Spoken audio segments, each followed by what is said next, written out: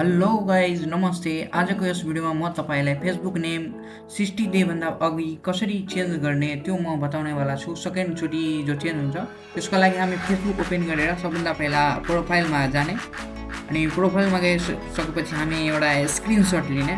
Screenshot लिइसकेपछि यहाँ एउटा screenshot लिने अनि ब्याक जाने। यति भइसकेपछि हामी 3 डट जो त्यो लाइनहरू छ त्यसमा क्लिक गर्ने अनि त्यहाँ क्लिक गरेपछि हेल्प एन्ड सपोर्टमा क्लिक गर्ने। त्यहाँ क्लिक गरेपछि हामी हेल्प सेन्टरमा क्लिक गर्छौँ अनि हेल्प सेन्टरमा क्लिक गरिसकेपछि हामी यहाँ हेरिरहेको छ, अहिले लोडिङ लिइरहेको छ। यति सकेपछि यहाँ सर्च वर्डमा क्लिक गरेर हामीलाई चेन्ज नेम सर्च गर्नुपर्छ अनि फर्स्टमा चेन्ज नेम अप्सन आउँछ त्यसमा हामी क्लिक गर्ने।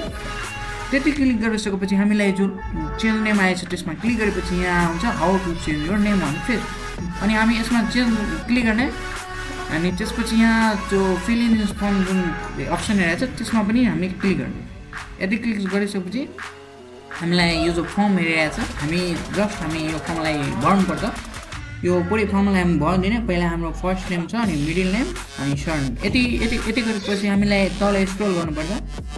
अलि यहाँ अलि त्यो छ अनि नेम चेन्ज गरेपछि अलि तल स्क्रोल गर्ने अनि हामीले स्क्रिनसट लिएको थियो नि त्यो मतलब हामीले हाम्रो नेम चेन्ज गरेको थियो, हामीलाई कुन नेम चेन्ज त्यो स्क्रिनसट यहाँ पेस्ट गर्नुपर्छ अनि यहाँ हामीलाई आफ्नो इमेल आइडी पेस्ट गर्ने।